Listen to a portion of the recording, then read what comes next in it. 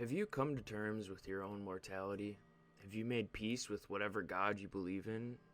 How do you even want to die? At what age would you like to die? What do you think happens when we die? These questions seem almost timeless. It's one of the biggest riddles of life that philosophers have been pondering since the start of consciousness. Is there anything out there in the heavens looking out for us? Are we completely on our own here? Or maybe there is some sort of malicious being out there in the cosmos that wishes us destruction, just slowly waiting, intently plotting our demise. A genre of science fiction caters to these kind of trains of thought more or less, not really officially started but definitely pioneered by no other than the demon man H.P. Lovecraft himself. He brought to life a certain terror lurking in the consciousness of some of the most peculiar writers and thinkers alike. He strung together stories and events therein that would spark a rather interesting desire in society, and what seemed to be a desire humanity didn't even know it had. This fear and drive towards the void, a constant urge to ponder things we can't even begin to comprehend. Although not having a whole load of success during his lifetime, some of his works would actually blow up later on in history, and in some cases changing from fiction to nonfiction, having some people believe that his stories held truth and therefore starting real-life cults following behind in Lovecraft's footsteps. Before Lovecraft, there was Orson Welles, who created War of the Worlds and sparked a giant uproar when one particular radio show read the book over the air, causing certain people to riot and go insane, thinking that the Earth was actually being invaded by aliens. But no one really did it like my boy HP. It's hard to find a single science fiction or horror writer/director in any sense that wasn't inspired at least in part by the slightest little bit from H.P. Lovecraft. The man truly was a genius in the realm of the strange and unknown. But that brings us to my first question. If creating cosmic horror games and stories like this has proven to sell extremely well, why don't we see a giant influx of cosmic horror-esque Lovecraftian type games? We know more than enough based on our own history in the past 150 years at least that there definitely is a demand for it. And well, that's simple to answer for the most part, because it's incredibly hard and time-consuming to create an entire universe filled with enough lore to set the atmosphere for a world similar to HP's creations. So, many game directors borrow from HP's different mythoses, which was initially intended from his creation. In regards to the Cthulhu mythos, H.P. Lovecraft encouraged further exploration of the characters and themes he set in place. The thing, in my opinion, is that Lovecraft left a lot of the lore in his books and stories within the unknown. In certain books, he would leave most of the lore up to the reader's imagination, which inspired so many writers after him to try and fill in the blanks leading into the Cthulhu mythos. So, for some uninspired and unimaginative game devs, they just simply try to work HP's stories into a game somehow, like a square peg through a circle hole. That's not how it works, though. With Lovecraft leaving a lot of things out of his stories, it becomes difficult for uncreative game directors to create a cohesive story that also ties into the Lovecraftian horror genre, oftentimes creating a convoluted story that really doesn't know what it wants to be. The essence of Lovecraft's writing was creating a theme or a general underlying overlord of essence in his stories, and having everything in the story revolve or be connected somehow to said essence or theme. Making many attempts at creating a video game revolved around this concept fall so short, because in practice, spelling things out that aren't meant to be spelled out gets confusing and redundant. Although it is incredibly hard to hit the nail on the head with this type of media, certain games and movies are able to at least capture a small, or in some cases, large essence of the spiritual bleakness Lovecraft leaves in his works. There are so many titles that try and fail or come out as just being an average spooky type game, and we won't be talking about the mediocre plagiarists in this video though. In this video we will be discussing the games that do in fact create a universe that could very well be written about in one of Lovecraft's novels, maybe even to their own demise. Have you ever been in a museum or school late at night, past the time you're supposed to be there? Perhaps you worked a janitorial job at an office building, or had to deliver papers or some supplies to your work one late night after closing. There's a certain feeling that comes to you in those situations.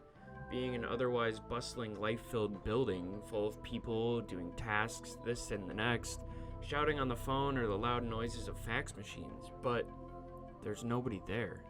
You've never been in this building past 7 p.m., except for that rowdy Christmas party 3 years ago, but even then, there were loads of people there, having a good time, and it didn't quite feel like this. This feeling comes in the presence of emptiness, in my opinion. Places that should be full of commotion and anxious excitement past 6 p.m., they're empty. You can remember the memories of the day prior and still smell the stinky sandwich your coworker ate for lunch. Ew. But those memories seem so far away now. There seems to be this feeling of weariness. This building isn't supposed to be empty. Why does it seem so dark, so dull and menacing, with no one in it to give it life? Like an abandoned coal mining ghost town, it leaves behind the wisps of laughter and unpleasant arguments of yesterday. In these nightly abandoned places, you can't help but wonder about what goes on when nobody is truly in them. It almost feels like you're not supposed to be there. The building does not want you there. You completely and intuitively feel that something is off. You don't belong here, not until tomorrow at 9 a.m. anyways. An otherwise harmless office building or historical museum can quickly feel like an old graveyard or an abandoned mental asylum. It's this feeling of the unknown, inexperience, that really gets my mind racing. What happens when nobody's there? What creeps through the pitch-black hallways unbothered now that no one is around to notice? If the building gives off the feeling that it doesn't want you in it, could that be a subconscious fear that you're not supposed to be back at work till tomorrow? So why the fuck am I here at 9:30 p.m. on a Tuesday night? That dark and positive energy might not just be a fluke in intuition or emotion. In the spiritual community, it is known as residual energy. This phenomenon is described as the energy remnants left behind in certain places or buildings by the people who have been there before. Living or dead, but mostly dead. It's akin to that feeling some people get when they enter an old house and feel that cold or warm chill as they pass through a doorway. Or certain rooms in a building giving off an eerie or disturbing vibe, such as a bedroom or a basement. Maybe in this building's case, it's the bedroom where the previous owners of said house spent a lot of time arguing violently, or maybe someone died in a horrific way in the basement. It can and commonly does happen where a traumatic and terrible event has occurred. Significant anger was felt in that place, or incredibly violent, evil things were committed or even thought in whichever place. A bathroom where an angsty and unstable teenager deposited a shitload of lusty and angry thoughts, and contrary to what you may be thinking, it's not always bad energy gathering in this kind of fashion. There can also be what we would call good vibes, even in a room like a living room where a family spent a lot of their time laughing and experiencing heartfelt moments spending time together. Not like I know anything about that. Shout out to you, Dad. It's cool for you to come back now. We don't need milk anymore. I've already bought like 300 cartons since you've been gone. These energy stains, and yeah, that's what they're called, I guess. I really wonder what kind of energy stains would be in like a Super 8 motel room. There's a lot more stains besides energy, I guess. They're mostly caused by a large or substantial amount of painful emotions being had in said place. But like I said, there can also be joyful and playful emotions that could cause a positive energy stain. So why does being in an otherwise harmless office building past daytime give such a terribly unsettling vibe? Well, in my opinion, us as humans fear the unknown. We fear things we don't understand, and we are so out of whack with our instinctual senses at this point. I mean, we practically are cyborgs, so these feelings we get while being somewhere we're not supposed to be internally set our brains into danger mode, especially that people that aren't empaths, like the Long Island Medium, for example. Fucking Long Island Medium.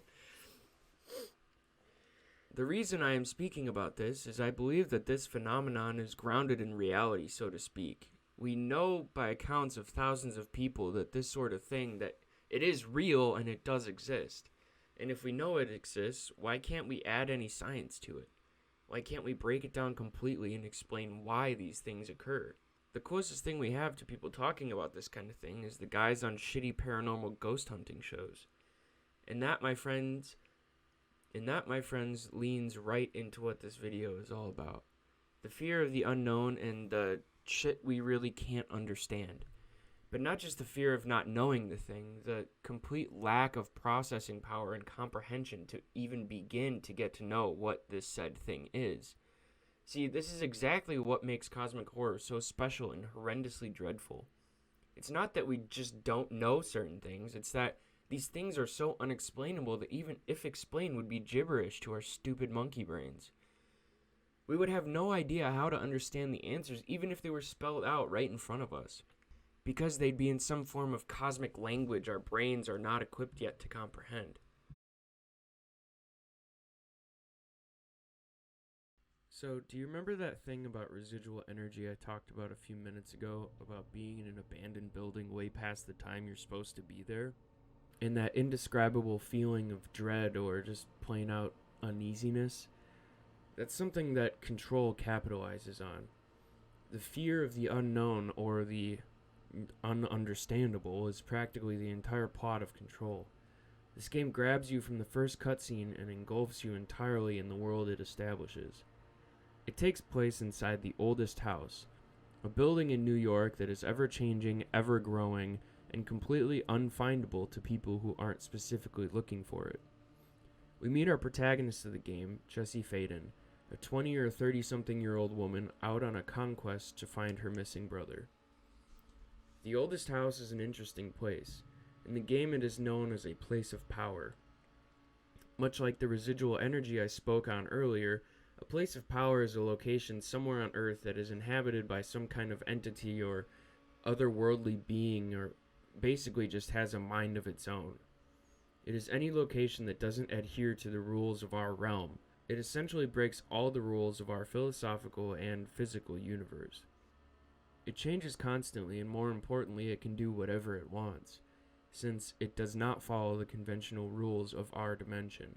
A non-conforming place of power often holds many untold secrets, or even what they call a board, which is basically a bunch of dead people pulling the strings and otherworldly and different dimensional beings that control what's happening. The oldest house is home to a group of scientists researching these said paranormal events, really just trying to scrape the surface of things they have no way of ever understanding, an extremely juvenile comprehension of these otherworldly events and items.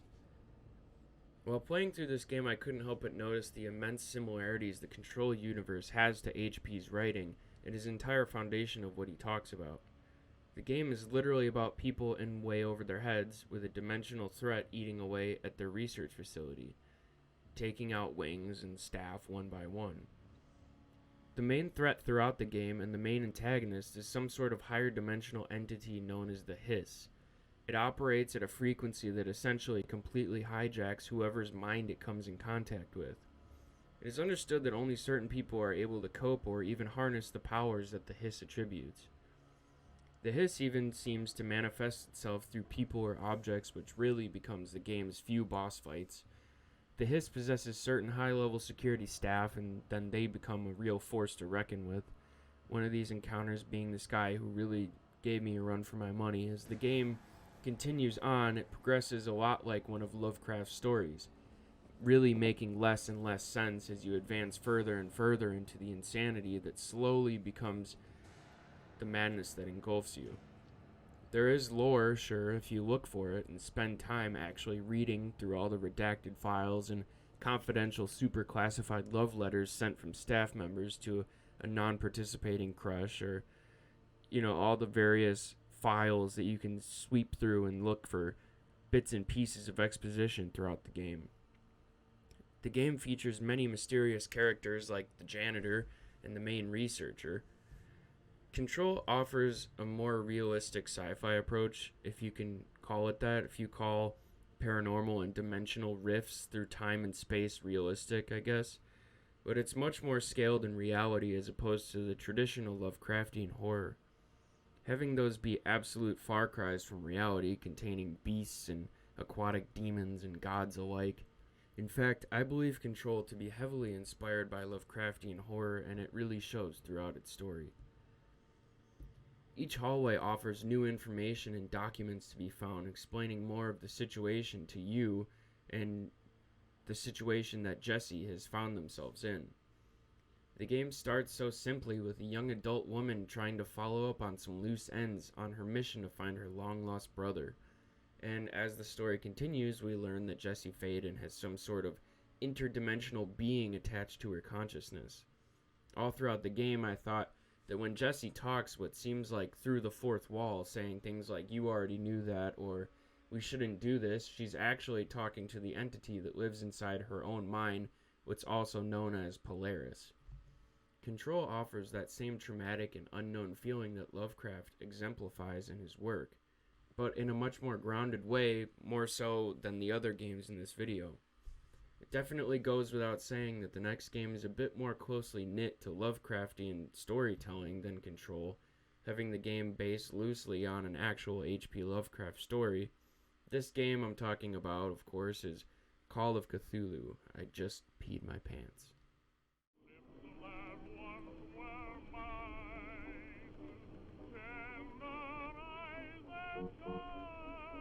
Call of Cthulhu starts off like many other horror-type games that have come before it, with a shitty dream sequence.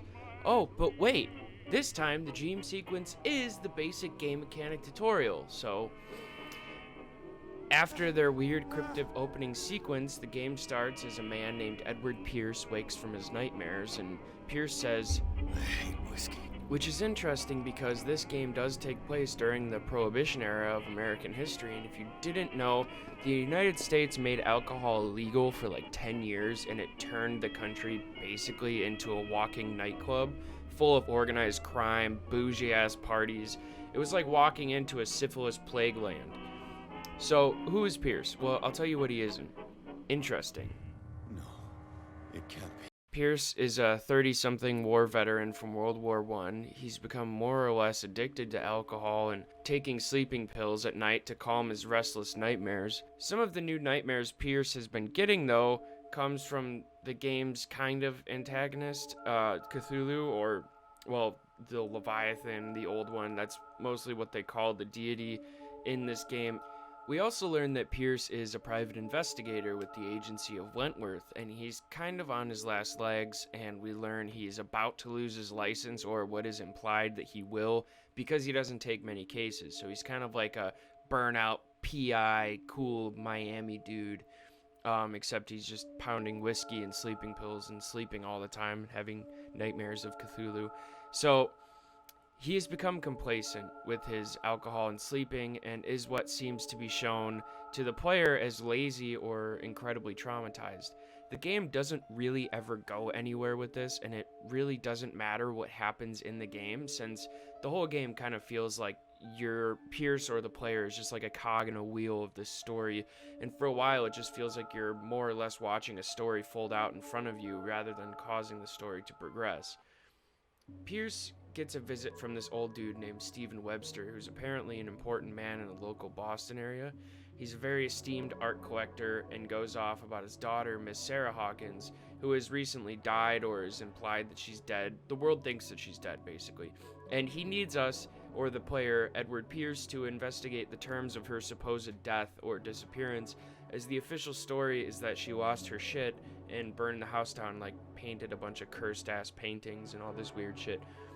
So the story takes us to a little coastal town by the name of Darkwater, which kind of reminded me a bit of Far Harbor from the Fallout DLC. And here everybody is reluctant to talk to us. Everyone in this town is reluctant to talk about the family we're there to investigate, the Hawkins family, in particular Sarah Hawkins, whose father is the one that actually hired us to do said investigating. Nobody in Darkwater is keen on giving us any information at all besides the dockmaster, Captain Fitzroy, who gives us our first lead. And eventually we come across a nice police officer named Officer Bradley, who says to have been friends with Sarah and her family. Everyone else we meet, police and fishermen both, it just seems to either be paid off by the town bootlegger gang. She's like this gang leader named Kat, or these people are just too drunk to know what fucking planet they're on. We meet one of the kind of antagonists, Kat, who is basically the biggest gang leader type mob boss thing that they got going on this tiny little island. And she basically assimilates the role of a corrupt mayor of Darkwater, essentially, just dictating what comes in and out of the ports, but primarily alcohol. I mean, it is Prohibition era and all. She gives you a speech check in the beginning of the game, which I thought was pretty cool.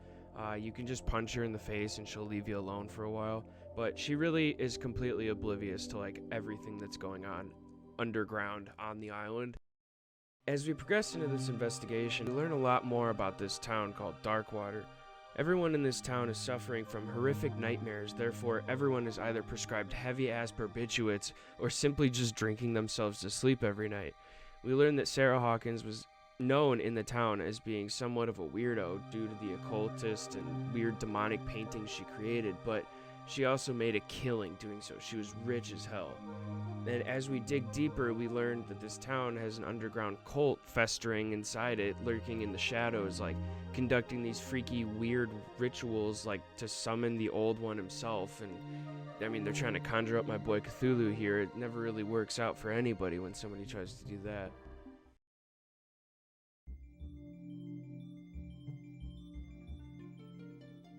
In the beginning of the game, there's a lot of emphasis put on a certain highlight of the town's history, what the civilians call the Great Catch, where in 1847 there was a great famine throughout the city of Darkwater, or island of Darkwater, until one ship came home with a gigantic catch, and what we were supposed to assume was a whale, but it's actually an extension of Cthulhu, or like, it's like one of his tentacles. It's a giant, colossal, slimy thing, and I'm not too sure. I didn't really get a good look at it because every time I tried to, the game triggers this panic mode. It's like an anxiety attack that Edward Pierce goes through, so you can't really look at this thing.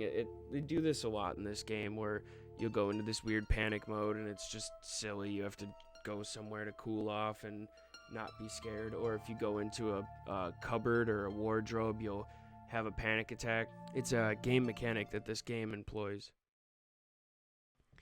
Anyways, Pierce learns that there's a lot more fuckery going on than meets the eye in this little coastal town. The story starts out somewhat normal given the circumstances, and as a typical mystery game would have it, you fall down a really long rabbit hole of illusion and blurred lines of what is normally considered to be reality.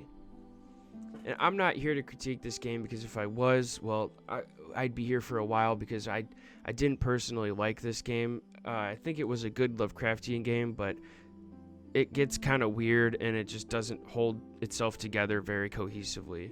The story gets all mumbled, jumbled, and, you know, the people you saw die were actually alive and come back to life, and you jump around from character to character, making in total like 4 different character switches in this game, and you get to see things from their point of view, and it's weird. Basically, long story short, is almost everyone is involved in this underground cult, and the whole motive is to summon and wake the sleeping god from his slumber.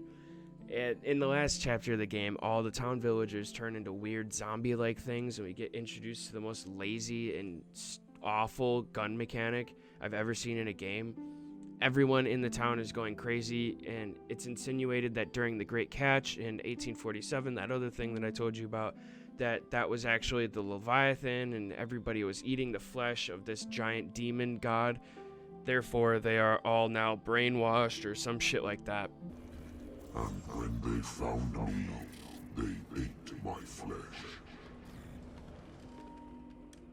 And my flesh granted them powers and revelations. The game doesn't really explain all of that, or at least I didn't care enough to dive deeper into it. All the endings really weren't that great. Really only 2 of them were only climactic, and the rest kind of just sucked. I can admire the fondness the developers had towards Lovecraft's universe in this video game, but it all felt a little lackluster to me. All the lore seemed really shallow, and like it just didn't go anywhere. I didn't feel like my decisions mattered at all in the game, and most of the time the game would open up a very interesting story encounter just to shut the door and completely forget about it. And like a 2 out of 10 for me, boss. Yeah, don't play it.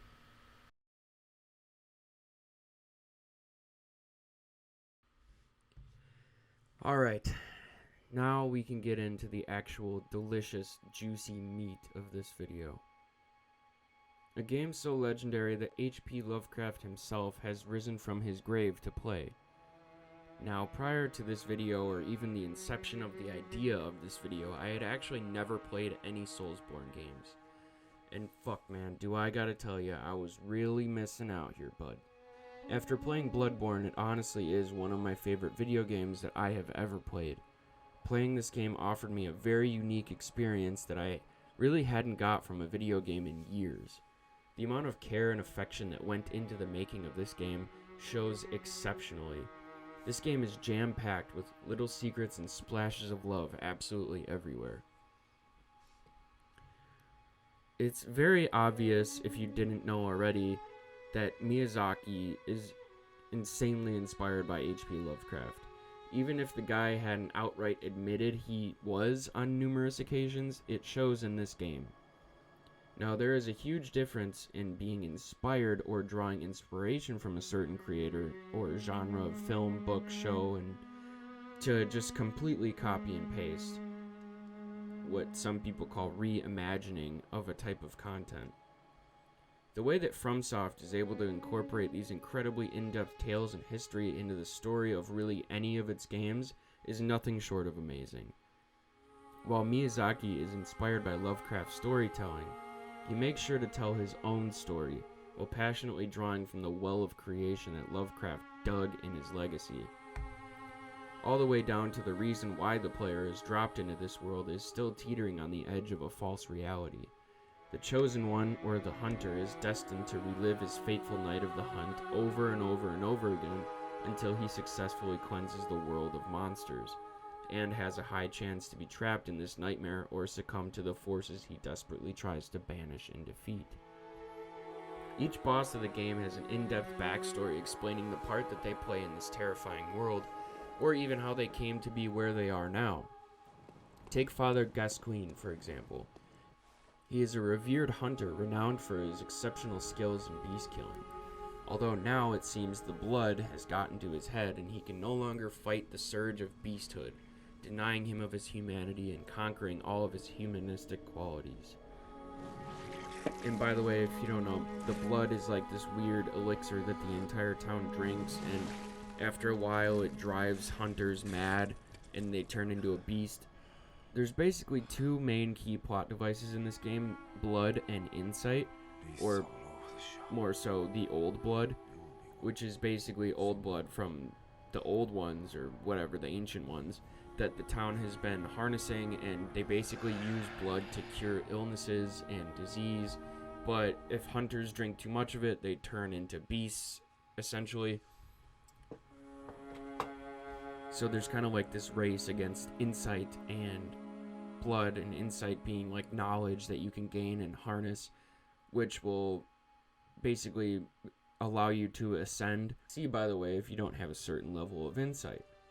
A key point that Bloodborne seems to be making is the war between insight and blood, knowledge and truth versus strength and power. Well, I don't want to keep rambling on, I'm not really doing this game much justice anyways. Maybe some of my points didn't really land. I just really thought this game was amazing and by far one of my favorite pieces of media I've ever played. And make sure to subscribe if you liked the video. It's free and you can change your mind at any time. Peace out, Girl Scouts.